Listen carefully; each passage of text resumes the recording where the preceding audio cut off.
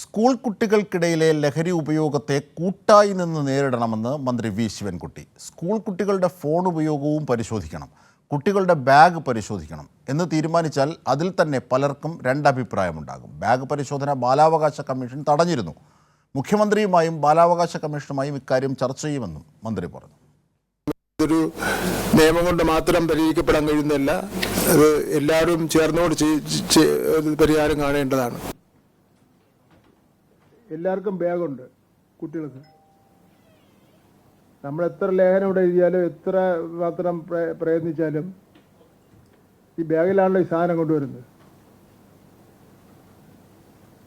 കുട്ടിയുടെ ബാഗ് പരിശോധിക്കാൻ പാടുണ്ടോ ഇല്ലയോ? ഇവിടെ തന്നെ വോട്ടിട്ടാൽ രണ്ടഭിപ്രായം ഉണ്ടാവും. കുട്ടിയുടെ അതെ ബാലാവകാശ കമ്മീഷനൊക്കെ ഉള്ള കാര്യം തന്നെ ഞാൻ പറഞ്ഞ, കുട്ടിക്ക് ഫോൺ കൊണ്ടുവരാൻ വേണ്ടി പാടുണ്ടോ ഇല്ലയോ? നേരത്തെ ഫോൺ കൊണ്ട് വരാൻ പാടില്ലെന്ന് പറഞ്ഞൊരു ഉത്തരവ് ഡയറക്ടറുണ്ട്. പക്ഷേ നമ്മൾ എന്ത് ചെയ്യും? എന്തായാലും അക്കാര്യം അവധിക്കാലത്ത് ഈ ക്യാമ്പയിൻ്റെ ഭാഗമായി ബന്ധപ്പെട്ട ജനപ്രതിനിധികളുമായും മറ്റ് സാമൂഹ്യ രംഗത്ത് പ്രവർത്തിക്കുന്ന ആൾക്കാരുമായിട്ടെല്ലാം ആലോചിച്ച ശേഷം, മുഖ്യമന്ത്രിയുമായിട്ടും കൂടെ ആലോചന നടത്തിയ ശേഷം ഇക്കാര്യത്തിൽ സ്കൂൾ തുറക്കുന്ന അവസരത്തിൽ ഒരു തീർപ്പുണ്ടാക്കണമെന്നാണ് പൊതുവിദ്യാഭ്യാസ വകുപ്പ് ഇപ്പോൾ ആലോചിക്കുന്നത്.